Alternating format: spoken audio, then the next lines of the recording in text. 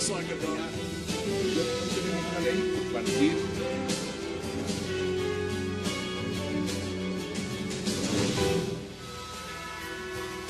Bienvenidos a 360 grados, una visión global de la noticia, un espacio para debatir todo lo que sucede en Colombia y en el mundo.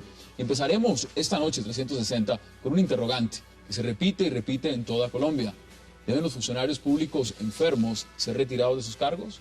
La pregunta surge debido al caso específico del vicepresidente Angelino Garzón, el del alcalde de Cartagena, Campo Elías Terán, el del alcalde de Bogotá, Gustavo Petro, que tienen largas incapacidades. ¿Debemos esperar a que se recuperen totalmente o democráticamente encontrarles un reemplazo? Se debate esta noche en 360. Y también, como segundo tema de hoy, hablaremos de las cruciales elecciones presidenciales en Venezuela. Este fin de semana, los venezolanos irán a las urnas y decidirán si dan 6 años más de gobierno al presidente Hugo Chávez para llegar a un total de 20 en el poder, o dan la oportunidad al exitoso gobernador del estado Miranda, Enrique Capriles.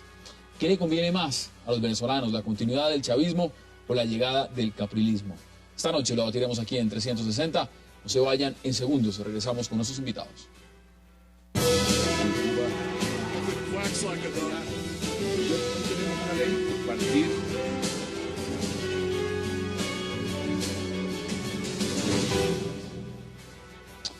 Y le damos la bienvenida de inmediato a nuestros invitados esta noche, a Javier Loaiza, a Rodrigo Hurtado y a Guillermo Rodríguez. Caballeros, qué placer que hayan aceptado la invitación para hablar esta primera media hora de lo que significa la salud de algunos mandatarios en Colombia. Gracias, Hassan. Rodrigo. Buenas noches. Empiezo con usted. ¿Cómo ve esta polémica? Porque realmente lo que estamos viendo es que el tema de salud es precario en los mandatarios de cargos importantes y además de elección popular. ¿Cómo ve usted la situación? Y además en momentos todos críticos, ¿no? Porque creo que, digamos, más allá de la salud de los mandatarios, lo que está en juego es un poco la situación en la que está cada uno. Por ejemplo, el presidente Santos, aunque acaba de salir de una exitosa operación, pues digamos, no puede darse el lujo de tener un vicepresidente enfermo. Yo creo que un país no puede tener esa posibilidad. Y dado pues la gravedad de la situación por la que pasó el vicepresidente, en ese caso yo creo que los colombianos merecemos algo más que la opinión de su médico tratante sobre su real estado de salud y sobre sus posibilidades de reemplazar al presidente en caso de que sea necesario, que puede suceder en cualquier momento, puede suceder en cualquier momento. Y por el lado del alcalde de Cartagena, pues yo creo que ya hay un evidente deterioro de su salud y es evidente que él no está tomando las decisiones y que eso está afectando, digamos, a la ciudad. Pero mire, interesante lo que usted plantea ahora. Abriendo el debate, el tema real es la enfermedad del vicepresidente Angelino Garzón. ¿O hay persecución? ¿Hay persecución? No, yo creo que es que la única función que tiene un vicepresidente es reemplazar al presidente. Es lo único que tiene que hacer. Digamos, es lo que le manda la Constitución. Y en este caso hay el riesgo de que en caso de que falte el presidente, el vicepresidente no pueda asumir una presidencia total porque está en un proceso de rehabilitación. Acaba de vencerse su primera incapacidad. Entonces, aunque las personas enfermas también tienen derecho a trabajar y no porque una persona esté enferma necesariamente debe ser retirada de su cargo, porque eso sería discriminatorio, creo que en este caso necesitamos saber si en dado caso podría cumplir su función el vicepresidente. Javier, bienvenido. ¿Qué opina usted? ¿Es un tema realmente del estado de salud del vicepresidente Angelino Garzón? ¿Hay persecución? ¿O sencillamente es una cortina de humo que se vuelve a revivir y ahora no estamos analizando el tema profundo del cáncer del presidente Santos, sino la incapacidad del vicepresidente? Es decir, ¿no deberíamos estar sentándonos un poco más en el presidente y no en el vicepresidente otra vez? Es parte de el manejo de la espectacular de los temas políticos y de lo público. Aquí todo se volvió farándula. Los problemas de fondo de la sociedad son farándula, y si no son farándula, pues parecen no interesarle a nadie, y se farandulizan. Lo que hay de fondo aquí, independientemente de los casos específicos del alcalde de Cartagena, el de Bogotá, el vicepresidente y el presidente, y los otros presidentes latinoamericanos que están, es que, primero, gobernar hoy es muy complejo. Segundo, los sistemas de salud son tremendamente deficientes. Y en tercer lugar, las legislaciones tienen vacíos enormes frente a esas situaciones. Entonces, eso hay que mirarlo como parte de un modelo de organización de la sociedad. Y en el caso particular, pues, en política como en los juegos, casi todos los juegos, al caído caerle. ¿Eso es lo que están haciendo en este caso? Claro que le están haciendo eso.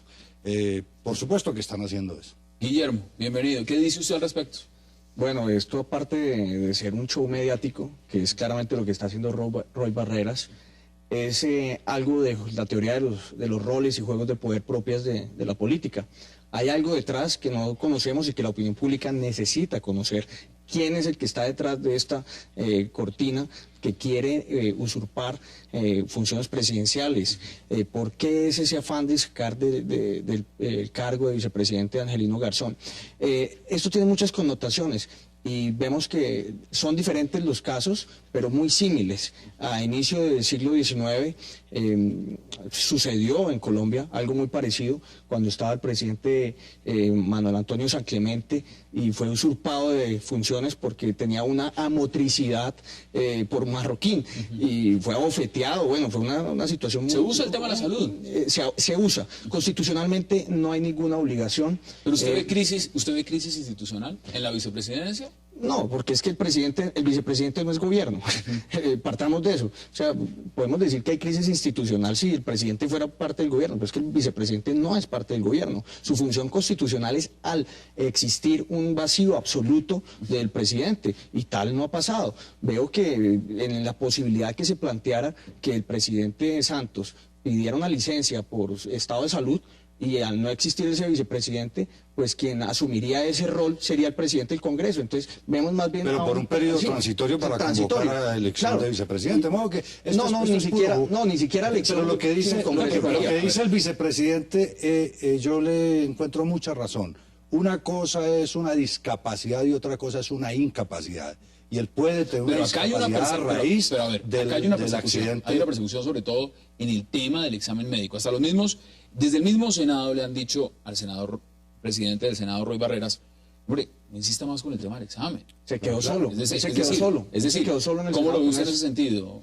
Yo creo que, digamos, obviamente esto está siendo propiciado por alguien. Hay alguien que sacó este tema porque se prestó la situación del presidente, porque la situación del presidente, pues aunque no era una operación compleja ni implicaba que él estuviera sedado, pues bajo los efectos de la anestesia total, pues sí es incómodo. Es decir, un presidente en una sala de cirugía es una situación extrema. ¿Qué es más extremo? Un presidente en una sala de cirugía, que puede ser por cualquier motivo, un presidente con cáncer. Y aquí se está debatiendo un tema puntual, y es, no es que este cáncer no es peligroso, no es que este cáncer es chiquito, no es que este cáncer no afecta, no hay cáncer no va a estar dormido durante la cirugía. Entonces la pregunta es, frente al tema del cáncer, llamémoslo, porque al cáncer del presidente Chávez se le dice cáncer en estado mayor, a ese se le está diciendo cancerito o cáncer chiquito. Frente a un cáncer, ¿se está llevando la discusión realmente al tema de fondo o se está centrando el debate en la incapacidad o no del vicepresidente, cuando debería debatirse a fondo es el cáncer del presidente? ¿Cómo lo viste en ese sentido? Yo creo que aquí se está haciendo una cortina de humo para unas decisiones que vienen del seno del gobierno muy fuertes. Decisiones no sabemos si son propias del juego y la teoría de los roles que he dicho, juegos de poder al interior del gobierno, posiciones que vayan a perder algunos miembros de la unidad nacional, posibles partidos que vayan a salir. Yo veo realmente esto más bien como un juego de opinión que se ha sacado un tema a la luz pública para crear una cortina de humo. Usted mencionaba al senador Roy Barreras, escuchemos declaraciones justamente frente al tema de Angelino Garzón, el vicepresidente. Escuchamos declaraciones. Tres cosas. Lo primero es que el vicepresidente es un gran colombiano, es una buena persona, es un buen hombre, eso no está en duda. Y merece toda la consideración y respeto, ha tenido toda la protección del Estado, todos los tratamientos, toda la fisioterapia, la rehabilitación. Ojalá todos los colombianos que han tenido un derrame cerebral hubieran tenido esas condiciones de protección y de pensión vitalicia y todo esto que él se merece sin duda, de manera que no está en duda su condición de buena persona, pero aquí estamos hablando de un asunto de Estado, y le voy a poner este ejemplo a los televidentes de Cable Noticias. Es como si usted va en un avión y le cuentan que el piloto tuvo un derrame cerebral, pues usted tiene derecho a preguntar si el piloto puede seguir conduciendo la nave o no, así el piloto sea muy buena persona. Ese derecho elemental se resuelve con el trámite de la evaluación médica, que yo espero que en algún momento se haga, porque es una condición legal necesaria. Rodrigo, ¿qué dice al respecto? Yo creo que, digamos, es razonable el argumento de Roy en el sentido de que había un riesgo por el hecho de que el presidente fuera a ser intervenido quirúrgicamente y que aunque la ley solo lo contempla en casos de ausencia parcial o total, pues valía la pena preguntarse si el vicepresidente estaba en condiciones, porque no lo sabemos. Es que a diferencia de cómo ha tramitado el tema de su enfermedad el presidente, que fue oportuno, de cara al país, con información permanente, del vicepresidente no hemos tenido ese tipo de comunicación. Entonces, yo soy uno de los colombianos que tiene la duda. Se abrió si una caja de Pandora, es decir, todos han dicho el manejo que hizo el presidente Santos ha sido un manejo muy bueno, muy coherente. Es decir, profesional. mire, tengo este problema, abro el historial médico, que el pueblo colombiano se entere qué es lo que tengo. ¿Se ve que ese es el error que ha cometido Angelino? Por ejemplo? Claro, que no ha puesto las cartas sobre la mesa y que haya rehusado durante el examen, pese a que había dicho antes del examen que sí iba a aceptar pues esa evaluación médica, pues dice mucho de qué es lo que está en juego, porque no se somete a un examen y ya, si uno está bien, si uno cree que tiene las condiciones, pues uno se somete a un examen y ya, porque igual es un empleado público y digo yo, si el Senado no es el competente, pese a que además que hubo una votación para pedir... Javier, yo hago una comparación, no puede ser tomada literalmente, pero pues es un análisis muy simple. ¿La gente revisa la llanta de repuesto? ¿O revisa las otras llantas del carro? Nunca. Nunca revisa la llanta de Lo hemos repuesto. hablado aquí, el vicepresidente es la llanta de repuesto. La gente cuando va en carretera revisa la llanta de repuesto, revisa las llantas que están puestas. Y el ejemplo que pone el flamante presidente del flamante Congreso colombiano, pues es bien tonta. Parece simple y parece lógica, pero es bien tonta. Supongamos que ese avión va en alta mar y que pasa lo que él está diciendo, que tiene un derrame cerebral el copiloto. ¿Y entonces qué hacen? ¿Se tiran al mar? Tiene que seguir la navegación, nada que hacer, es así, es elemental, es que todo esto es simplemente como todo en este país, todas las semanas aquí, Hassan, a ti te toca manejar temas que son lo mismo, farándula, y de fondo no hay nada. No hay de fondo sobre el tema de la corrupción, no hay de fondo sobre el tema de la seguridad, no hay de fondo sobre el tema de las relaciones internacionales, sobre el tema del narcotráfico, sobre el tema de la falta de democracia en muchas partes, de tantos problemas estructurales, sobre el tema de la banca y de la intermediación financiera, sobre los temas gordos, eso los medios de comunicación normal y regularmente no se ocupan. Y toda la farándula termina también en el Congreso. Mire, vamos a hacer una pausa porque cuando volvamos no solamente está este caso, hablemos de Cartagena, hablemos de Bogotá, hablemos de otros escenarios donde también hay mandatarios que han tenido incapacidad. Ya volvemos aquí en 360 grados, no se vayan, ya regresamos con sus invitados.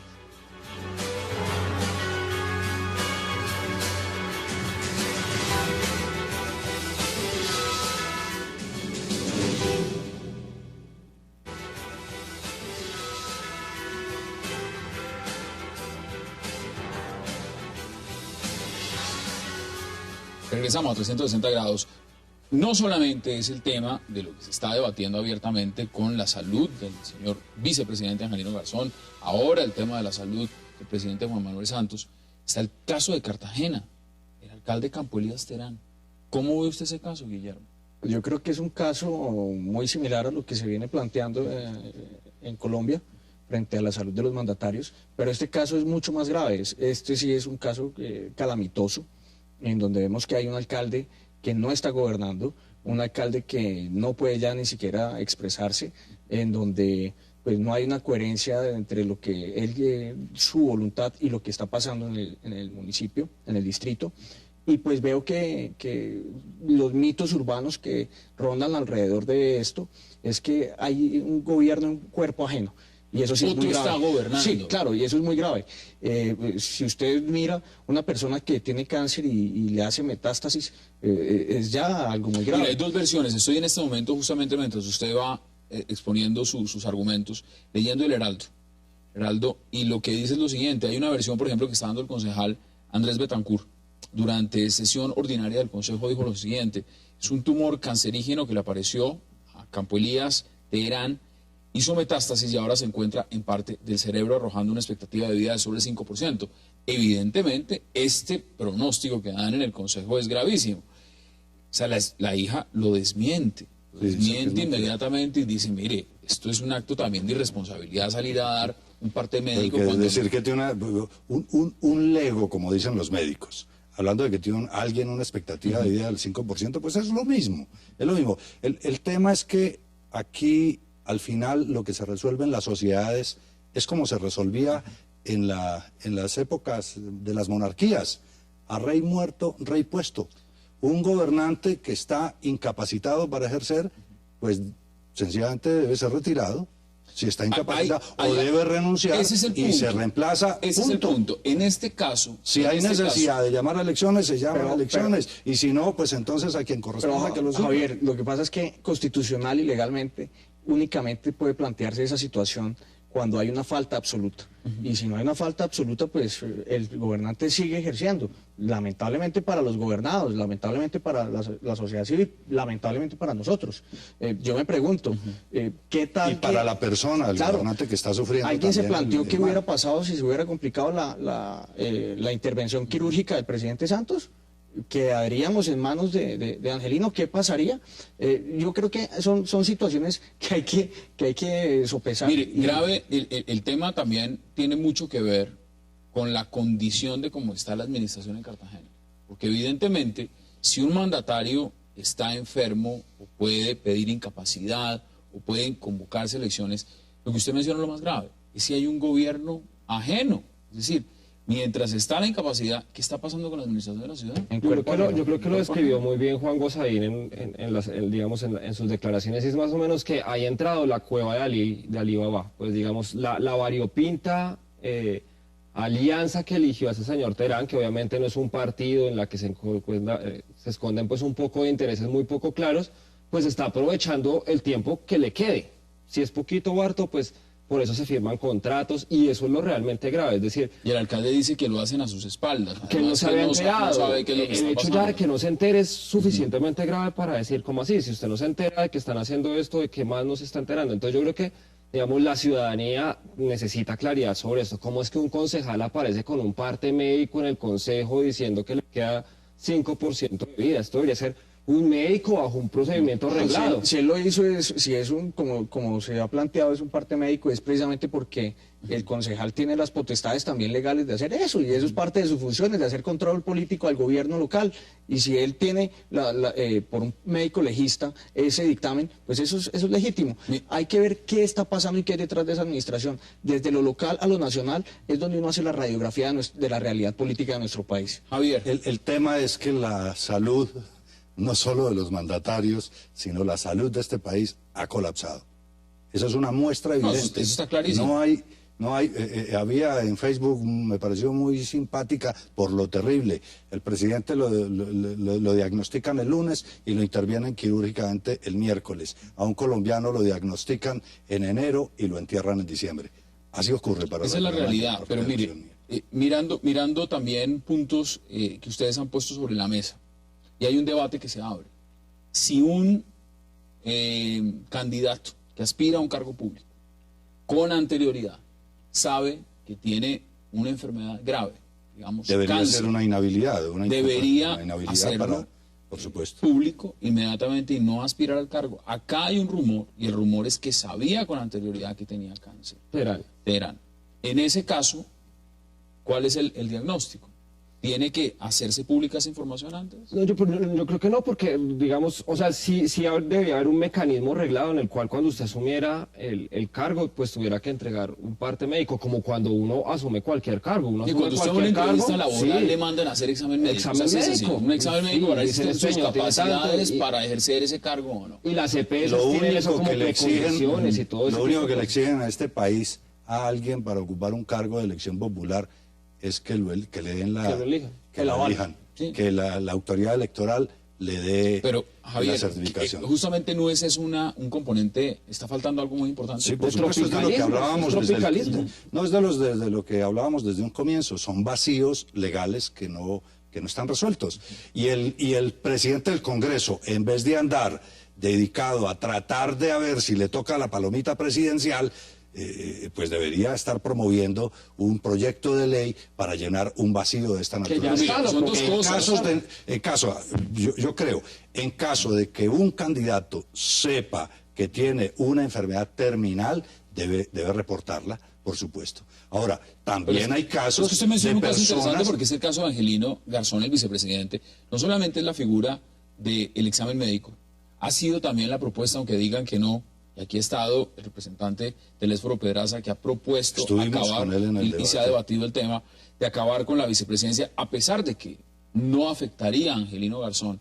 Es decir, acá hay un ataque directo a la persona, Sí, a la total. institución, o sencillamente es coyuntural. Ah, bueno, pero eso es Hay otra cosa. hay un ataque personal y está determinado que hay un personalismo, tiene un nombre propio esto, que quieren sacar a Angelino de la vicepresidencia y pues muy seguramente que en el momento en que no esté Angelino y esté en tránsito ese proyecto de ley que busca eliminar la figura y volver a la figura del designado, una figura del siglo pasado, pues muy seguramente dejarán eso así y el Congreso designará a un vicepresidente. Cosas del siglo pasado, de parlamentarios del siglo pasado. No dejemos de lado. Hassan, Sí, adelante, es que, Javier. sencillamente eso no tiene ningún asidero.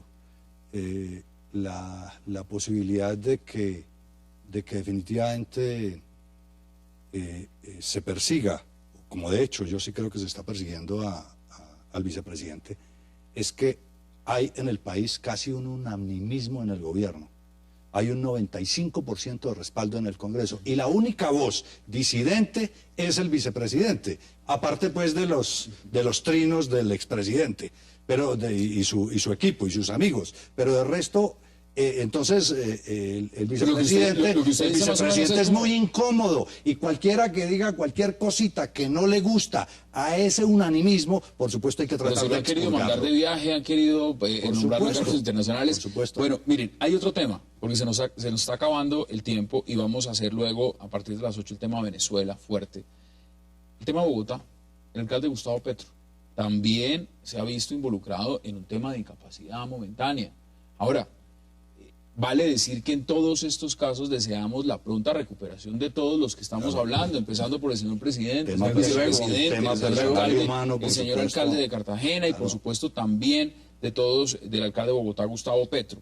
Pero, ¿qué ha pasado en ese marco? ¿Cómo analiza usted lo que ha pasado en Bogotá con el alcalde Gustavo Petro? Yo creo que, digamos, lo de Bogotá es también preocupante, digamos, o sea, no es una enfermedad que sea normal, digamos, estuvo incapacitado, tuvo que salir un tiempo de la alcaldía, pero, digamos, yo creo que el alcalde está gobernando, mal o bien, cada Y los que quien lo han reemplazado tomará- también han gobernado, es decir, los que han delegado. Yo siento que hay más no. equipo, a diferencia, digamos, de la alcaldía de Cartagena, donde está asumiendo su hija, pues que no es obviamente el canal habitual.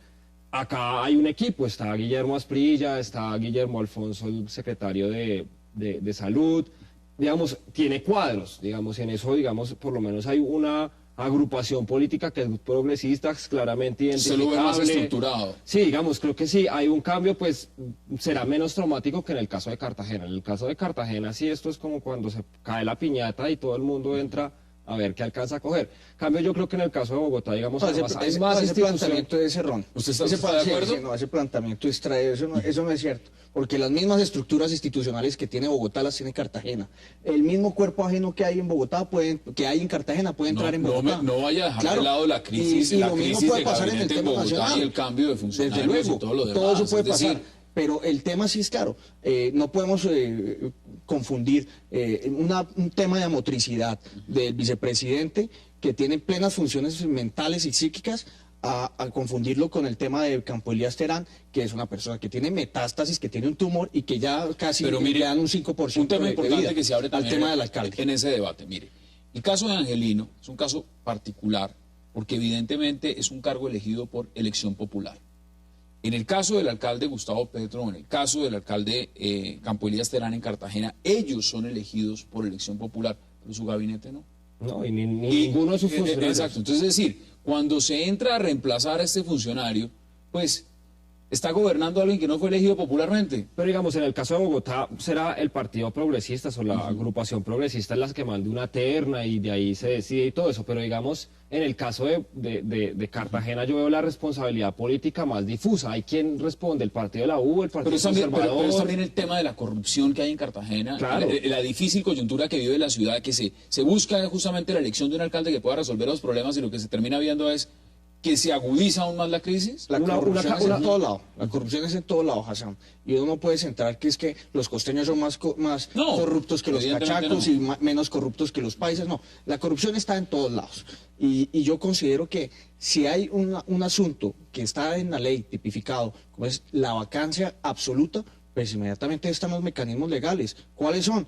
El partido que ganó es el que entra a tener el cargo en el evento que no haya transcurrido más de un año. Si no, pues se convocan nuevamente elecciones. Para el caso del presidente y vicepresidente es una situación diferente. Javier, quedan 40 segundos para dar sus conclusiones. y Es acabamos este diferente tema. el caso de los alcaldes con el caso del vicepresidente, porque los alcaldes son funcionarios con mando político y administrativo. El vicepresidente No apenas ejecuta tiene nada. una expectativa de que le pueda ocurrir. Él no nombra ni una secretaria. No nombra nada. Él no es funcionario público. Ni es gobierno. Como decías tú, Ni es no es gobierno. funcionario. Él no es ni gobierno. Él no es gobierno. Él no es gobierno. Bueno, Eso hay que señores, tenerlo claro. ahí quedan esas posiciones. Vamos a hacer una pausa. De regreso, entraremos aquí en 360 grados a debatir y analizar lo que ha sido y es el tema electoral este fin de semana, no solamente en Venezuela, sino donde muchos países están con la atención centrada en si va a ganar el presidente Hugo Chávez y se mantiene en el poder por otros 6 años, o si llega Enrique Capriles y la oposición a la presidencia en Venezuela. No se vayan, ya regresamos con ese debate.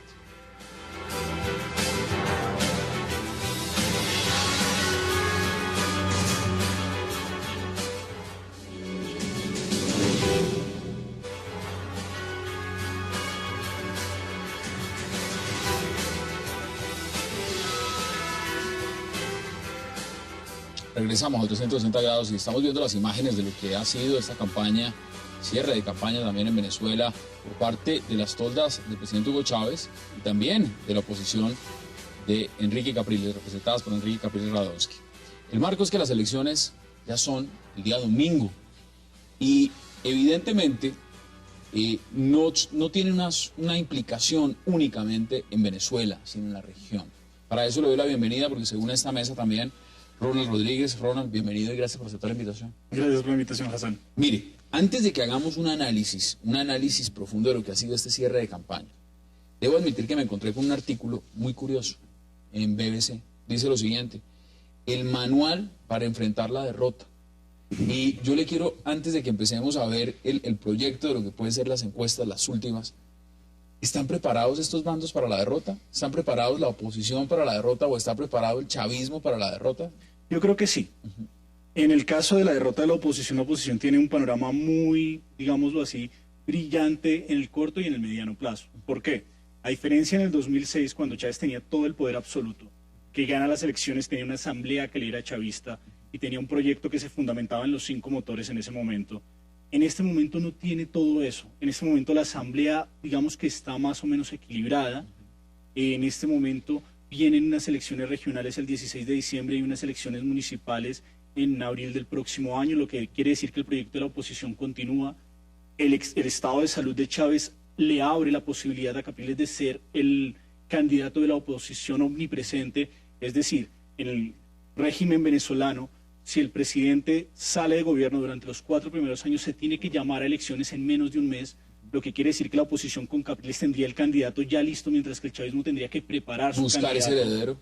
Y tienen las elecciones parlamentarias en el 2015, lo que quiere decir que en 3 años Capriles muy seguramente se puede presentar al Parlamento como líder de la oposición y quitarle el poder a Chávez del Parlamento, mantenerse vigente hasta la siguiente Y del otro elección lado, presidencial. brevemente su análisis, ¿cómo sería? Sin lugar a duda, el chavismo también está preparado, porque de hecho la forma en que se han organizado las elecciones permiten que después de las presidenciales vengan las regionales, y eso le permitiría a Chávez tener durante las regionales una recomposición de poder y en las locales otra recomposición de poder. Además, como el poder se entregaría hasta el próximo febrero, eso le permitiría hacer algunas maniobras. Creo que tal vez su principal punto débil es que no tiene la suficiente fuerza en la Asamblea para establecer una ley habilitante que le permita modificar las reglas del juego a último momento, como sí lo hizo en la ocasión anterior cuando perdió la Asamblea. Entonces, ahí hay una fuerza importante, pero yo creo que el chavismo se puede recomponer rápidamente. A Chávez lo han subestimado y por ese subestimarlo es que ya lleva 14 años en el poder. Y puede que llegue a otros 6. ¿Ustedes están de acuerdo? No, yo considero que no. El panorama de la transición en Venezuela es muy obtuso. tanto para el oficialismo chavista como para los opositores. Chávez erradicó todo tipo de liderazgo, allá solo existe él, tanto que ni siquiera tiene, en el evento que él fallezca por su cáncer o desaparezca de su posición de liderazgo en Venezuela, no hay dentro de su séquito más cercano quien lo suceda. ¿Usted no le vio un heredero? No lo hay. El más cercano es el presunto general narcotraficante y que pues ya le tiene Estados Unidos el ojo encima. Entonces ahí no hay absolutamente ninguna posibilidad de transición y eso lo tiene claro y Estados Unidos lo tiene. Pero entonces, alguna vez socialicé eso y lo comentaba en una visita a Washington con el ex embajador Roger Noriega y planteábamos esas posibilidades. Entonces esa posibilidad no se da. Si no se da dentro del oficialismo, mucho menos en la oposición. Hay que decir que conociendo a Roger Noriega, Roger Noriega no quiere mucho al presidente Chávez. Mire, le voy a decir una cosa, Hassan. En su momento María Corina Machado y Leopoldo López también quisieron tener esa teoría de que si iban a ser los candidatos seculares de la oposición, iban a hacer un gran liderazgo. María Corina Machado no puso más de 2 parlamentarios, no, 2 asambleístas, porque en Venezuela no existe parlamento. Sí, Asamblea Nacional. Y lo mismo le pasó a Leopoldo López. Enrique Capriles... Bueno, de pronto jugaron sus cartas pensando en otro momento. Pero lo que sí tenemos que tener claro es que Enrique Capriles está arrancando con el 17% de los votos. Y eso ya es muy importante.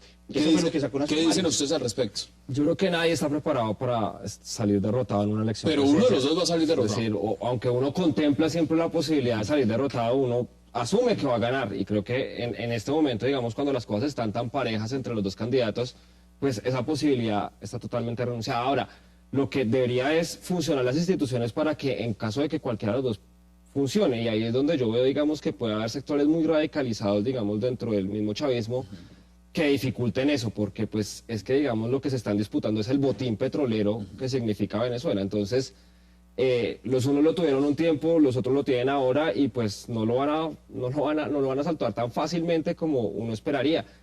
Y así como hay gente razonable y racional dentro de, digamos, de las filas chavistas, aunque algunos no lo crean, pero también los hay otros que están dispuestos a dar la vida por eso. Y a dar la vida o dar la vida de los demás. Pero usted pone un escenario, usted ya está poniendo un escenario, es decir, hablemos de milicias, hablemos de otras cosas.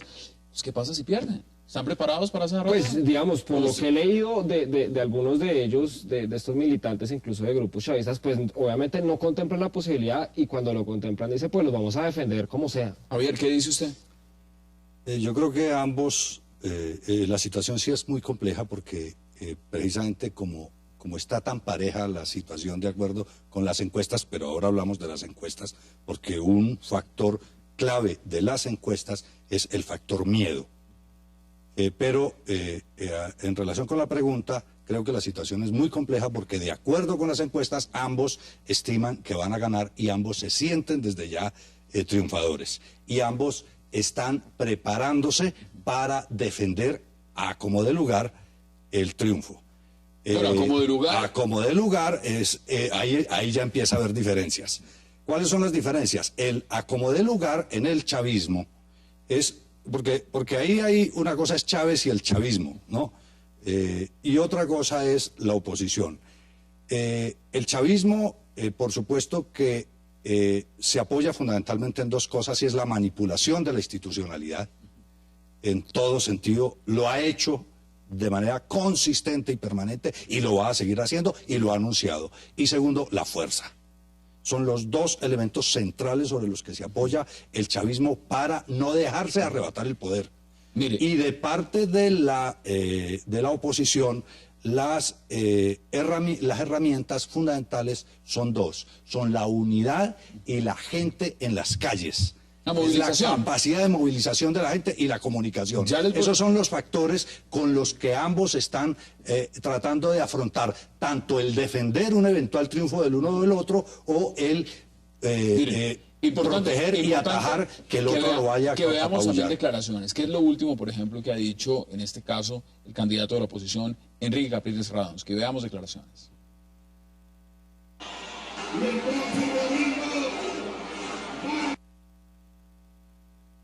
Creo que no las tenemos listas. Mire. Yo le agradezco infinitamente desde mi corazón que usted durante esta campaña me permitió ver claramente el rumbo que hay que tomar.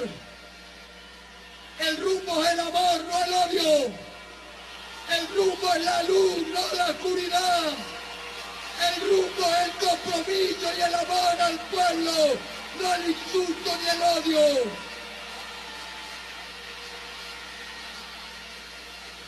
Pero vamos a darle la bienvenida también a David Corredor. David es del movimiento bolivariano en Colombia y además una de las personas más representativas del chavismo en Colombia. Ahora, David, iniciando este debate, usted ha podido escuchar las posiciones.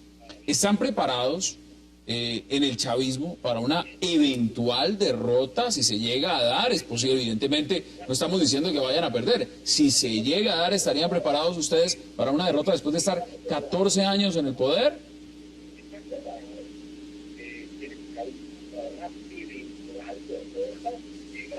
David, ¿me escucha? Sí. David, le preguntaba si están ustedes preparados para una eventual derrota. Con eso no quiero decir que vayan a perder el domingo, pero ¿están preparados para una eventual derrota? Bueno, mire, déjeme enumerar 3 cositas, por favor, para poder ayudar en la respuesta. En este momento la oposición tiene un éxito porque ha logrado convencer de que ellos se van a tomar el poder, sin ser cierto, ¿verdad? Porque nada de lo que ellos han dicho, ni las encuestas, ni la toma de las plazas públicas en campaña, conducen a que Capriles va a ganar. O sea, crearon una burbuja que no es cierto. Segundo, se está comprobando con esto que en Venezuela hay una democracia plena en funcionamiento, una de las más importantes del mundo, las más destacadas del mundo. Y tercero, que aquí no hay ninguna dictadura chavista, que aquí hay opciones, hay oportunidades, y bueno, ellos se han creado esa posibilidad de la oposición, mas sin embargo, no tienen ningún fundamento de carácter científico que ellos vayan a ganar. Han creado una imagen, un supuesto de ganancia y una supuesta pérdida de Chávez y que la derrota es inevitable para Chávez, sin ser cierto. Entonces, frente a ello, pienso que hay un error en la percepción de lo que está sucediendo en Venezuela, que hay todo un proyecto de cambio y transformación en que no solamente Chávez, sino todo un pueblo que lo apoya y lo respalda. Hoy en día ya Chávez no es solamente una figura de una persona, sino es todo un pueblo que está movilizado, que está en la calle para seguir adelante con la revolución y con el socialismo bolivariano. Bueno, vamos a ver eso cómo se ve reflejado el día domingo. Además veo que usted está en Venezuela, está en Caracas en este momento y más adelante le pregunto cuáles son las razones específicas, por supuesto, celebrar si llega a ganar el presidente Chávez en Venezuela. Mire, Ronald, vamos a mirar también coyuntura interna. Hicimos un balance muy interesante el día lunes, una previa de lo que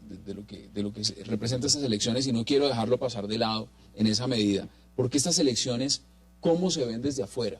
¿Cómo se ven las elecciones en Venezuela desde afuera? Y veamos escenarios. ¿Cómo la ven, por ejemplo, desde los Estados Unidos?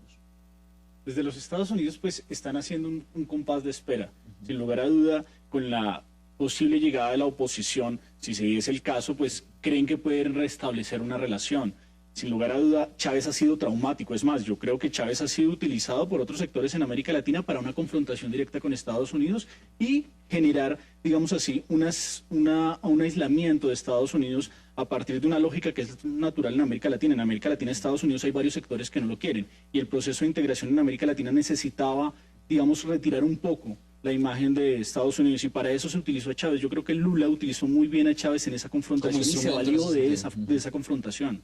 Entonces, Estados Unidos en este momento con Venezuela no quiere decir que porque llegue la oposición van a tener relaciones armoniosas. También somos realistas y pragmáticos. Estados Unidos está más centrado ahorita en su elección que en la elección de cualquier otro país. Vamos a hacer una pausa muy breve aquí en 360 y ya regresamos con sus invitados para seguir debatiendo, analizando lo que significan estas elecciones en Venezuela que tendrán el curso el día domingo, el 7 de octubre. No se vayan, ya regresamos.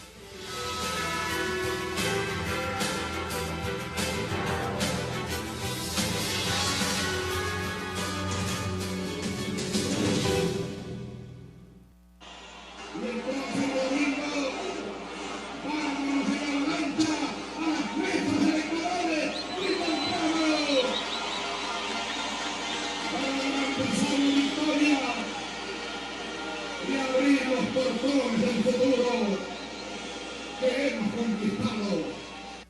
ahí veíamos lo que es el presidente candidato.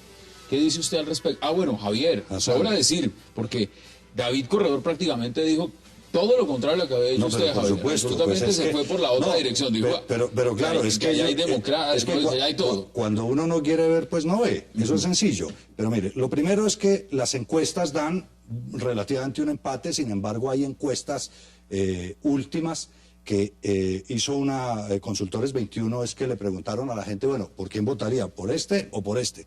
Y luego le dijeron, entre allá en esa sala privada y está un modelo del tarjetón y marque y haga de cuenta que está votando y vote en secreto y nadie va a saber por quién vota. Pues ahí Capriles sube 2.4%, que o sea, cuando es secreto, significa cuando es secreto. Un tema clave es que, lo decíamos el lunes precisamente, en donde no hay democracia, donde hay amenaza, donde hay represión, la gente se reserva.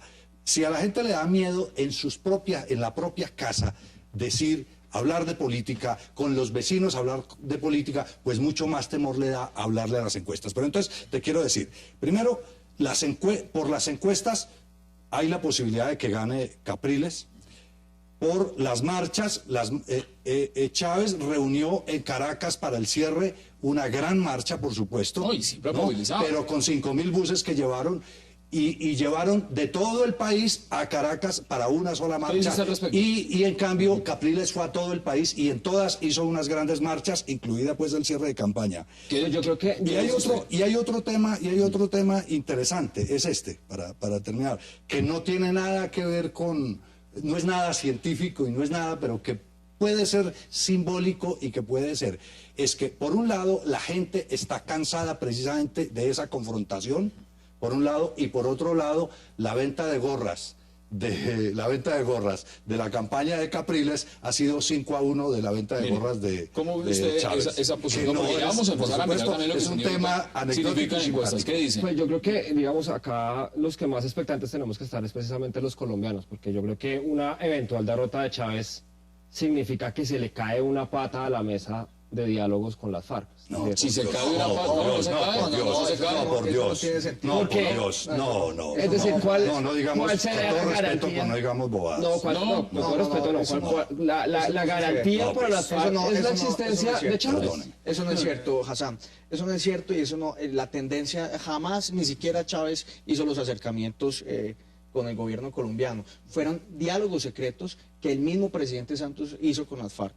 Entonces, Chávez ni siquiera estuvo por ahí tampoco. Y se beneficia, y salió a decir, y salió Chávez a decir que haría por la paz de Colombia lo que fuera necesario, y a sacar partido de la situación. el concierto de Venezuela. Eso le iba a preguntar. ¿Se hubieran sentado ellos sin que Venezuela hubiera participado? Los guerrilleros colombianos no llegaron a Cuba sin el concierto de Venezuela.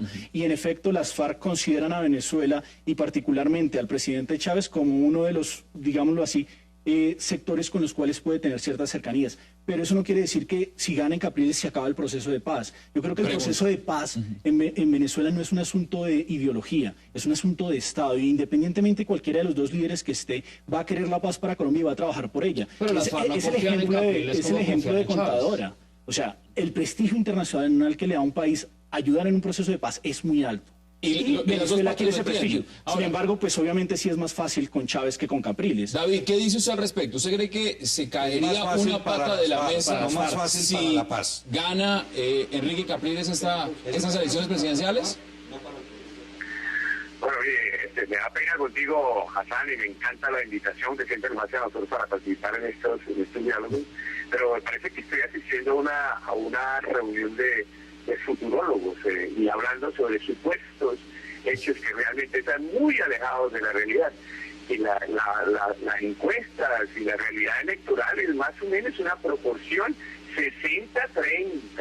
O sea, no podemos, y eso es científico, no podemos nosotros poner a pensar sobre unos supuestos de hechos que realmente no tienen nada que ver con la realidad. Y para Colombia y para la paz de la región, yo creo, Hassan, que él está muy equivocado. Acompañando el proceso de Venezuela como acompañante a la presencia en este proceso, que no tiene nada que ver con la oposición en Venezuela, que tiene la particularidad de ser golpista, de ser violenta también, ¿verdad? No es la misma. David, en estos últimos usted... 12 años tratando de salir del presidente Chávez.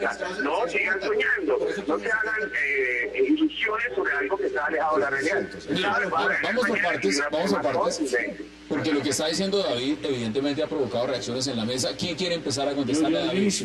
La oposición no es la misma. Hay que reconocer que en este momento la oposición tiene un proyecto político sustentado en la MUD, que es un proyecto difícil de construir, que se logró a través de consensos, que está dirigido por una persona que con su perfil académico conoce muy bien a Venezuela. Ramón Guillermo Aveledo es una persona que conoce la estructura de Venezuela, el caso chileno y tiene un líder político que sale del consenso a partir de unas primarias, que se perfila como líder, que no es el caso de Rosales, que fue escogido a dedo. Es en las primarias no popularmente. Sí, en las primarias todos los sectores se hicieron presentes. Entonces no es la misma oposición. Yo quería decir algo respecto a los niní. No quiere decir que los niní todos se les sumen a la oposición. Hay un sector de niñís que, por ejemplo, son los funcionarios públicos del Estado que saben que son incompetentes, que no tienen los niveles para asumir un gobierno tecnócrata, que es de llegar va a desaparecerlos. En ese sentido, pues ellos dudan si van a votar por Chávez o van a votar por Capriles. Si votan por Capriles, tienen el riesgo de irse, pero también están enfrentando el problema de la inseguridad, del desabastecimiento. Entonces, los niní, en efecto, una parte está en el miedo de algunos sectores que todavía se sienten perseguidos, a pesar de que se ha probado que en este proceso no va a haber persecución, y los que están dentro del chavismo, pero que saben que van a poder perder su posición si en un momento determinado y de todas maneras de los niní, que para la audiencia, los niní es ni Chávez ni Capriles, los que están aburridos de toda la confrontación de chavismo y antichavismo. De hecho, tampoco desaparece, porque las estimaciones es que habrá una abstención de más o menos el 24%, y los niní estaban medidos más o menos en un 35%. Entonces, lo que realmente está tomando partido de los niní son un 10% más o menos, buen porcentaje, buena proporción, que seguramente está yendo. Veamos más declaraciones de lo que dijeron, han dicho, por supuesto, en cierre de campaña, tanto Enrique Capriles como el presidente Hugo Chávez. Veamos a Enrique Capriles. Presidente Chávez, usted fue, sin duda alguna, un gran contendor. Usted abusó de su función. Lo que pasa que para mí siempre esto fue una lucha espiritual. Para mí esto fue desde el primer momento la lucha de David contra Goliat. Y eso está escrito en la lucha de David contra Goliat. Ganó David y aquí está David, acompañado de millones de David.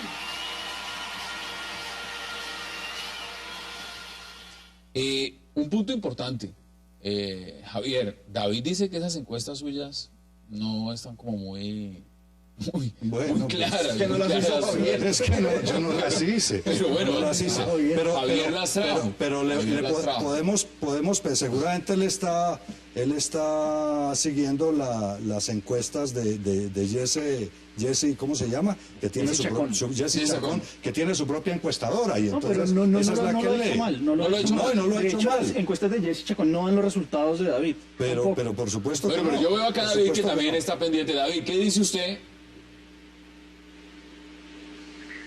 Ayúdeme haciendo la pregunta, que realmente tengo un retorno muy distorsionado, porque por favor no lo hacemos en forma de pregunta y con mucho gusto.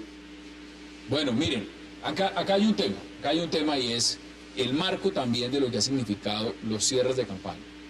¿Cómo se han manejado estas campañas hasta el momento? ¿Qué tan efectivas han sido? ¿Cómo se han desarrollado en el ámbito realmente de un presidente candidato que ha estado enfermo de cáncer, o por lo menos ese ha sido un tema vital dentro de la campaña, y un candidato de la oposición revitalizado por esa unificación de la oposición? ¿Cómo ve usted estas campañas políticas que ya culminaron y en el trabajo que se hizo en ellas? Yo creo que demuestran, digamos, a una sociedad muy politizada, ¿no? Yo creo que, digamos, la contienda esa política se ha metido en las venas y en el aire, digamos, que la gente está respirando en Venezuela, y es pues muy bueno ver eso en términos para quien sea, digamos unas marchas multitudinarias, a la gente participando. Creo que ha habido un activismo por Twitter también pues inédito en una campaña de estas, y yo creo que eso demuestra, digamos, que por lo menos en Venezuela se puede hacer campaña. Hay otros países donde el autócrata se reelige sin ninguna posibilidad de esto.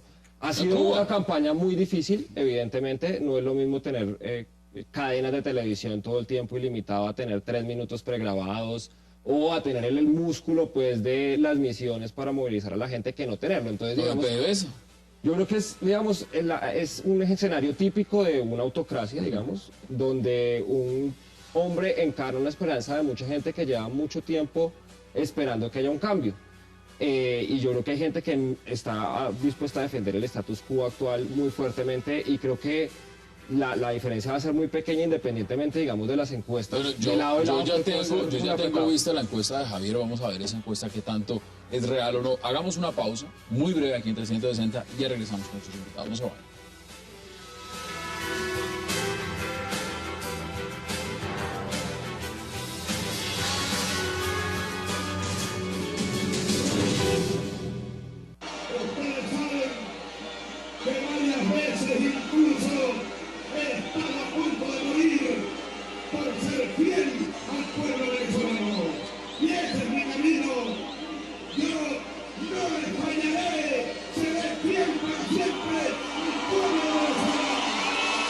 Tiene mucha fuerza el presidente Hugo Chávez. Uno lo ve hablando de la movilización, eso es innegable. Es un líder innegable. Con cáncer es un fenómeno de liderazgo. Es una cosa impresionante, eso no se puede desconocer. Ahora, quiero preguntarle a David. David, el tema que estábamos abordando, ¿cómo ve usted, o lo vio el cierre de estas campañas políticas en Venezuela? ¿Cuál es su percepción? Mira, Hassan y amigos del panel, las matemáticas no mienten, son realidades que no las podemos evadir. Ayer aquí en Caracas, yo estuve en Caracas, quise ver, estar en el cierre de campaña, se llenaron casi 7 avenidas alrededor de la avenida Bolívar, donde el presidente hizo acto de presencia multitudinaria histórico. Nunca antes en Venezuela había sucedido una convocatoria tan grande, tan multitudinaria de gente alrededor de una campaña electoral. Es la primera vez. Capriles, más o menos siguen manejando un promedio de 2.800.000, 3 millones de votos. Convocan en sus convocatorias, el máximo en el recinto cerrado, 50.000 personas. Claro, tú enfocas la cámara y ves mucha gente, pero no pasaron de 50.000 personas su convocatoria. El presidente sabe, nomás en la de San Cristóbal se le contaron 100.000, 120.000 personas en una convocatoria de menos de 30 horas antes de la fecha de la celebración de tal evento. Entonces hay una realidad en la calle, en la plaza pública, que coincide con las encuestas. Por eso nosotros, esos cierres de campaña, esa especulación que hay sobre una posible ganancia o triunfo de Capriles es irreal, está fuera de la lógica y de la verdad de la matemática. Entonces hay que tener mucha prudencia y mucho cuidado en esas apreciaciones, porque al final lo que se está construyendo es toda una matriz de opinión para luego decir que al ganar Chávez, pues que aquí hubo fraude, hubo trampa, qué sé yo, y que le quitaron las elecciones a Capriles. Pero ese argumento, David, es bien interesante que usted lo ponga, que usted lo ponga, porque evidentemente ha mencionado el tema del fraude. Muchos pensarían, la oposición no creo que vaya a gritar fraude si llega a existir además, ustedes han expuesto también, lo ha hecho Ron en el pasado, que es muy confiable el sistema electrónico de votación en Venezuela. ¿Pero cabe esa posibilidad? Sin lugar a duda no faltará el sector radical que en un momento determinado de uno u otro sector no quiere reconocer el resultado electoral. Por lo estrecho. Va a ser muy... En mi opinión va a estar entre el 10 y el 5% de diferencia, lo cual, hablando de Chávez, pues es altísimo, porque Chávez a todos sus contendores le sacó más del 20% de diferencia. Chávez no está acostumbrado a ganar por un margen tan apretado. Entonces, en ese sentido no faltará el sector radical, pero hay que tener en cuenta cuáles son los sectores radicales en Venezuela. Cuando uno habla de las milicias en Venezuela no está hablando de una guardia pretoriana perfectamente organizada, con organización jerárquica, que puede actuar en grupo, en bloque. No, estamos hablando de algunos funcionarios que van y hacen los ejercicios militares, pero que no tienen, realmente la disciplina para cooptar todo el sistema político. contestándole a quienes estén protestando y generar algún tipo de incidente. Realmente no puede son tan generar peligrosos como los quieren pintar. Esa es la historia de la violencia en Colombia, digamos. Elecciones Pero muy apretadas que en los 50 generaban en que el que tenía armas terminaba usándolo. Y ese es el peligro que hay Bueno, real. aquí se han armado. El sistema político de Venezuela no se le puede comparar en niveles de violencia al de Colombia. En todo el periodo chavista no estamos hablando ni siquiera de 50 muertos por cuestiones políticas y estamos hablando de un golpe de Estado. O sea, no es lo mismo. Adán Chávez hace un mes decía que nuestro proceso bolivariano se inició en una etapa y somos conscientes de los peligros que nos acechan y seguros de que el enemigo no descansa. No podemos olvidar otros métodos de lucha. Sería imperdonable limitarse tan solo a la electoral y no ver otros métodos, incluso la lucha armada para mantener el poder. Por eso insisto, Chávez la semana pasada estaba diciéndole que los ricos de Venezuela debían votar por él para evitar una guerra civil. Eso es una manera de incitar a 100.000 venezolanos que están armados con AK-47 que se no nos ha están entregado realmente armados, no los los ha tienen entregado debajo de el la gobierno. cama. ¿No es así? Sí, no están realmente armados ni los tienen debajo de la cama. Desde no el están tan punto de organizados vista como para poder teórico, atacar. por supuesto que no, pero desde el punto de vista de las realidades políticas y de las pasiones que se generan, De hecho, hay ese hay que peligro. tener en cuenta cómo funciona el el chavismo. año pasado se hubo unas escaramuzas de La semana violencia pasada mataron a 3. y han habido varias muertes en Caracas. Eso es público, eso no se puede tapar el sol con un dedo, eso no se puede negar, es innegable ello. Roland dice que no. Es innegable, no sé en qué país está viviendo. No, es que no vivimos es en muy Venezuela, bueno pero pensar lo que con vemos- el pero deseo, lo que vemos- pero lo que el vemos sistema aquí político y venezolano el no sistema- es tan violento más, como y el lo voy a nuestro, no decir- es comparable. Es más, y lo voy a también a corregir, Roland, porque el sistema político de Venezuela es el más perverso que puede haber en el hemisferio.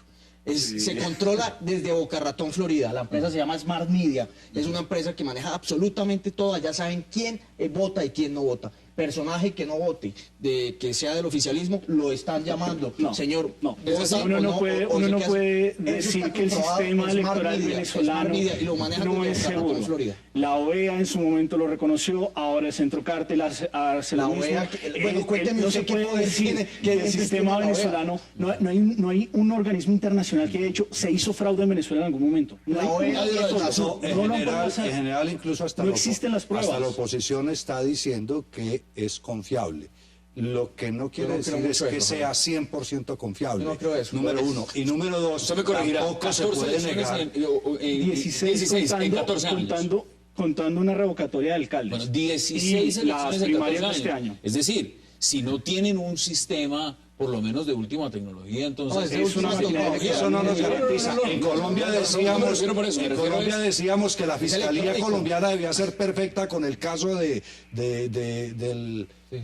Sigifredo López, y resulta que era también algo en el aire. De modo que el hecho de que haya experticia no necesariamente Pero van a haber garantiza muchos transparencia, observadores. habilidad. Transparencia, no hay No, transparencia. y van a ver en cada una de las mesas de votación, todos van a tener sus testigos electorales. Que esto es un fenómeno de organización en la oposición que no se había logrado en la elección pasada. La oposición tiene un testigo por mesa, eso ya está organizado, incluyendo las mesas que Hay están un en el tema, exterior. hay un tema interesante, y es que Chávez lo dijo ayer, es que tenían que salir a votar temprano y al mediodía salir a la calle y a cuidar sus votos. Y eso es lo que tiene precisamente que hacer la oposición también. Javier, y ahí usted, es donde hay un usted ha peligro. puesto Ahí un es donde hay marco peligro. que lo ha acentuado durante el debate. Usted dice, se ha generado miedo. Sí. Se ha generado miedo. Total. El factor miedo en estas elecciones juega o es sencillamente un marco donde no hay que separarlo simplemente de la retórica que han usado los La gente mandatarios, o sabe, la gente realmente sabe sí tiene que miedo a Chávez salir a votar. cumple con las amenazas de miedo. La gente sabe de la lista Tascón, lo cumplió y lo hicieron y persiguieron. Hubo gente que fue a bancos a pedir créditos y le dijeron, No, estaban cerrados, qué pena, sí, pero la lista- no la tiene lista Tascón crédito. existió, Y el programa Más estaba en la Alta. lista Tascón. ¿Qué dice La usted? gente sabe que si a alguien opositor se le vence su visa, su pasaporte no se lo renuevan. La gente sabe que el gobierno, que cuando Chávez dice las cosas que dice, las cumple. Ese tipo de cosas contra los adversarios. ¿Qué dice usted, las cumple. Rodrigo? Yo Y creo ese que- es yo creo miedo. que, digamos, pues en una contienda política tan fuerte como la que hay, digamos, donde hay tantos sentimientos contenidos durante tanto tiempo y, digamos, con una expectativa tan grande de parte de la oposición, porque creo que es la primera vez, digamos, que tiene una expectativa real de victoria, hace, digamos, que obviamente la sensibilidad esté a flor de piel en todo el mundo. Yo creo que este fin de semana pues debe ser de muchísima agitación en todas partes y todo el mundo va a estar muy concentrado en las elecciones. Pero es que para armar un problema no hay sino que haya un loco. Ni siquiera tiene que ser un loco de específicamente un lado o del otro. Puede estar en la presidencia. Alguien que lo haga. Para generar un desorden. eso que está diciendo Mire, Rodrigo es muy inteligente. Te voy a decir una cosa, un viejo dicho: para generar una avalancha solamente se necesita una roca. Para la Primera Guerra Mundial se necesitó que alguien asesinara a un duque. Muy planificado. Pero mire, permítame también preguntarle a David Corredor, porque David Corredor está en Caracas. David, ¿usted cree que hay miedo y se lo pregunto directamente desde el punto de vista de la tolda chavista? ¿Usted cree que el presidente Chávez ha utilizado el miedo como un instrumento electoral en esta campaña? No, él dice que no. Bueno, mira, esa es otra, digamos, equivocada percepción del presidente Chávez. Yo estuve caminando por la calle de Caracas. Le quiero decir a uno de los panelistas que estaba ahí hablando sobre el poder del gobierno, sepa usted, para yo poder entrar en mi vehículo, yo entré con mi vehículo colombiano aquí a Caracas, tuve problemas en el CENIAT, que es como especie del ¿cómo se llama? El de Impuestos de Colombia, la DIAN, ¿verdad? Tuve problemas en el ingreso del vehículo y me lo demoraron exageradamente porque en el SAIM, acá en Venezuela, en el sistema de aduanas, lo maneja parte de la oposición. O sea, empleados que vienen de la Cuarta República, o sea, de los adecos copellanos que han estado ahí y todavía... O sea, la oposición casi no lo deja entrar usted a Venezuela, mejor dicho. En la oficina del Consejo Nacional Electoral, el 55% son empleados de la Cuarta República que obedecen y acatan comisiones y orientaciones de la oposición. Aquí yo pienso que hay que brindarle garantías al presidente Chávez para que haya unas elecciones realmente limpias y que pueda garantizar pues la pulcritud de la misma. O sea, no todo lo tienen ganado. Los agentes de tránsito, hay 20 puestos de control de agentes de tránsito, en la mitad me pidió documentos porque yo traía el aviso de Chávez. Oye, aquí la oposición tiene gobierno, es parte del gobierno. Es decir, en ese sentido, David, perdón interrumpirlo, en ese sentido, más o menos es una contrarrespuesta al cierre del consulado en Miami, que ahora le toca a la oposición ir a votar a Nueva Orleans, porque entonces más o menos no puede entrar, se están jugando los unos con los otros. ¿Qué dice usted, Ronald? No, en efecto, pues uno no puede acusar a un funcionario de ser miembro de la Cuarta República y de orquestar un plan de la oposición para bloquearlo. No, seamos realistas. Es un asunto de ineficacia que existe en Venezuela. En ese estado no está Venezuela, en ese estado de polarización tan grande que ya hablan de volver a hablar de la Cuarta República, decir que estamos hablando desde del movimiento radical socialista, es decir, no estamos frente a esa polarización. No, en efecto, existe una polarización en Venezuela, pero más allá de la polarización también existe un aparato estatal que es bastante ineficiente y que en muchos de sus ejercicios diarios con el ciudadano pues se entraba y se bloquea. Visitar una biblioteca en Venezuela es un trabajo bastante particular al cual uno se tiene que llenar de arrestos porque es un proceso de lidiar con el funcionario de inmigración en el ingresa. aeropuerto uno se demora a veces más en la fila de inmigración en el aeropuerto que en el vuelo entre Bogotá y Caracas. Bueno, no hablemos de las de Colombia son peores. Sí, claro. Pero es por ineficiencia, ambos por ineficiencia, es de lo que tú estás hablando. Acá hay un tema, el voto venezolano en el exterior. Muchos venezolanos evidentemente están en el exterior, han salido durante este proceso de 14 años, quieren votar. Vimos lo que sucedió con el consulado en Miami, cerrado. Muchos venezolanos están asumiendo los gastos y los costos de ir a otro estado, en Luisiana, a votar en ese consulado, en New Orleans. ¿Cuántos calcula usted? ¿Hay estudios sobre eso, Ronald, de cuántos venezolanos hay en el exterior que quieren votar? No, podría decir más o menos los que hay en Colombia en este momento, de lo que tenemos registrado por una investigación que hizo una de nuestras queridas estudiantes. Teníamos 22.000 venezolanos con cédula de extranjería, pero pues en el censo real de cuántos de estos 22.000 van a votar efectivamente todavía no lo tenemos. ¿Y porcentajes por quién? Pues en Colombia Porque David Corredor, se lo pregunto porque David Corredor es colombiano, sí, y iba a votar, y si fuera a votar por Chávez. Pero yo creo que en su gran mayoría los venezolanos que se encuentran en el país son de oposición. ¿Sí puede marcar eso diferencia, cree usted, Guillermo? ¿Sí puede, y Ronald, ¿puede marcar diferencia? Sí lo hay. En un margen, vuelvo al tema, sobre todo los que están en Colombia y Venezuela, que en Colombia y en Estados Unidos, que son las poblaciones más, y España, que son las poblaciones más grandes. Pueden sumar, porque es que si la cosa termina muy pareja, 3 votos pueden hacer la Sí, diferencia. tampoco en Colombia es que hayan muchos ciudadanos venezolanos. Si gana Capriles, ¿se devuelve? habilitados. Son 2.500, desde luego, y las implicaciones, en Colombia hay 2.500 habilitados para votar. Eso tampoco creo que marque una tendencia muy alta en Venezuela para que gane Capriles. Pero realmente lo importante aquí es esas tendencias que tú estás planteando, las consecuencias económicas para Colombia. Son funestas.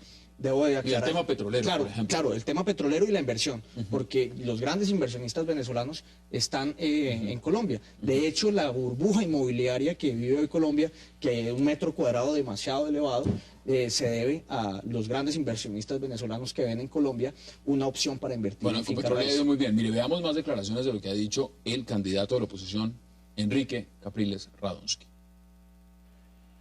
Es la hora del futuro. Es la hora de avanzar. Y usted no va a detener el avance de este pueblo. Este pueblo volvió a despertar. Este pueblo está claro de que hay un camino. Ustedes mencionaban la importancia del Lara, ¿no? El tema de que se haya hecho justamente el cierre. ¿Cuál es la importancia exactamente? Ronald. Henry Falcon fue el digamos, gobernador que más votos sacó del chavismo. De hecho, su diferencia es el gobernador con más votos. 73% de los votos de su estado se quedaron con él. Y él es el candidato del chavismo que se pasa a la oposición. Incluso en algún momento se llegó a hablar de los coqueteos de que podía llegar a ser hasta el vicepresidente de Capriles, para tratar de buscar esa unidad entre sectores que ya no se sienten muy bien dentro del chavismo y que están buscando. Obviamente dentro del chavismo lo tratan como un apátrida que ha vendido sus banderas simplemente por las razones políticas que hay de fondo de esta polarización. ¿Estás conmigo o contra mí? Miren, hay un tema que no se ha analizado mucho y no se ha debatido mucho, y quiero poderlo hacer con ustedes esta noche. Son dos escenarios porque la coyuntura en Venezuela ha cambiado para el chavismo, para enfrentar a una oposición diferente, y ha cambiado también para una oposición unida, unificada, por primera vez, enfrentarse a un chavismo que algunos perciben por primera vez más debilitado. ¿Cuáles han sido realmente las maniobras más importantes que han tenido que hacer de lado y lado para llegar a donde están? La oposición, primero. La oposición se organizó con base en las experiencias del pasado, de designar candidatos únicos a dedo, y no hacer unas consultas internas o unas elecciones primarias, marcan la tendencia. Y eso es lo que hoy favorece a Capriles, que él arranca con un 17%, ese 17% que fue lo que sacó en las elecciones primarias, y esa es su base para arrancar y su primera plataforma para multiplicar electoralmente. Desde ese punto de vista, podemos decir también coqueteos con el chavismo. Yo creo que, digamos, más que todo aquí lo que vemos es una situación en la que hay hastío, ¿no? Digamos, que ya haya gobernadores y que ya haya, digamos, funcionarios dentro del chavismo que se estén saliendo del redil, demuestra que después de 14 años el modelo, independientemente de si se queda Chávez o no, ya está haciendo crisis. Y yo creo que eso le está pasando a la un gobierno que no ha logrado, bueno, lo que no hizo un gobierno en 14 años, ¿será que lo puede hacer después?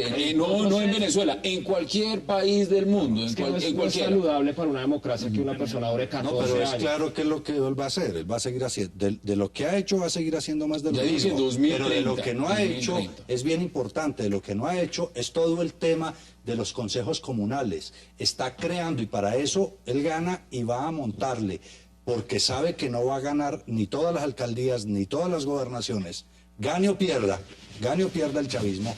Van a tratar de montar todo el tema de los consejos comunales, que les van a transferir una serie de funciones que se las van a quitar a los alcaldes y las gobernadores. Pues, pero que todos esos consejos comunales van a alimentarse directamente de la presidencia de la República. Eso lo intentó hacer en el 2007, precisamente era el quinto motor en el poder comunal, pero nunca lo pudo hacer. Pero ahora además, lo tiene, hay una lógica de Caracas le hay que tener en cuenta cuál es la estructura del chavismo. Cuando uno habla del PSV, no está hablando de un partido unificado y todopoderoso. Todo lo contrario, el PSV es una maquinaria electoral que muy seguramente el domingo va a ir a coger voto por voto, incluso de las personas que están enfermas arriba. Además muy engrasada, muy agresiva. Va y trae el voto y cada voto lo asegura. Pero no es un partido político, no tiene la fortaleza de partido político. Es más, los grupos comunales, los diferentes grupos de opinión que son chavistas tienen fuertes peleas con el PSV y no han logrado articularse. Miren, señores, al punto que se pelean fuertemente. Quedan 3 minutos y quiero darles a cada uno, para que puedan dar sus conclusiones, máximo 30 segundos. David Corredor, empieza con usted. ¿Cuáles son sus conclusiones frente a este tema? Mira, lo que hemos venido diciendo y repitiendo, ¿no? En los medios que hemos tenido la ocasión de estar. Mañana, el domingo, disculpen, se consolida la revolución bolivariana con el presidente Chávez a la cabeza. Hay una oposición débil, aparentemente fuerte, pero muy débil en la realidad, que tiene que cambiar su estrategia de querer que la única forma de que haya democracia en Venezuela es sin Chávez. Eso no es posible ya. Chávez, aquí hay Chávez para rato y el pueblo de Venezuela está con el presidente Chávez. Ahí dice, hay Chávez para rato. Sus conclusiones, Rodrigo. Pues yo creo que Venezuela, 30 segundos. digamos, Chávez se está jugando su última oportunidad de consolidar efectivamente una revolución y la oposición, digamos, tiene la oportunidad de avanzar en retomar el poder en el mediano plazo. Así que yo creo que, digamos, quien se la juega toda realmente aquí es Chávez y con ello, por un lado, también Colombia, que obviamente nos afecta lo que pasa del otro lado de la frontera. Javier, 30 segundos.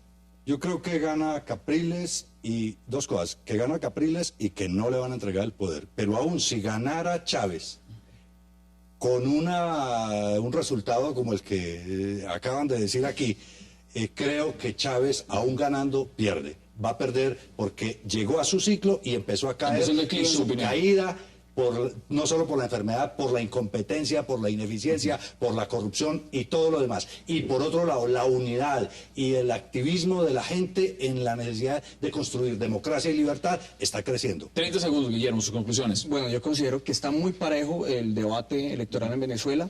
Si gana Chávez, va a haber una oposición que va a ser mucho más fructífera, va a ser mucho más grande en diciembre. Si gana Capriles, pues realmente la transición va a ser muy compleja, muy difícil para él. Lo único cierto es que en temas de política exterior, lo único que se juega es la continuidad del gobierno Castro en Cuba. Es lo único.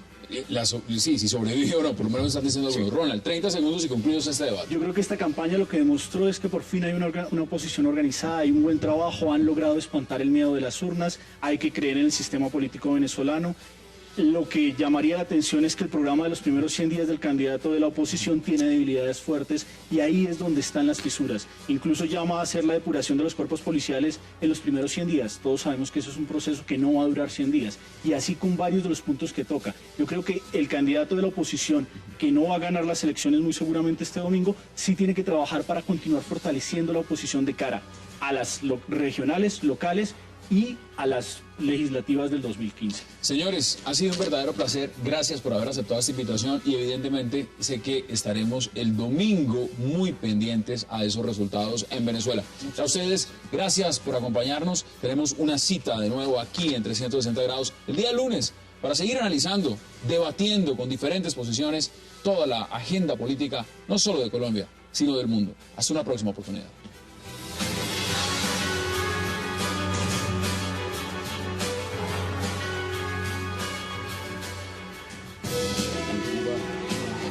Like a dog. Tenemos una ley, compartir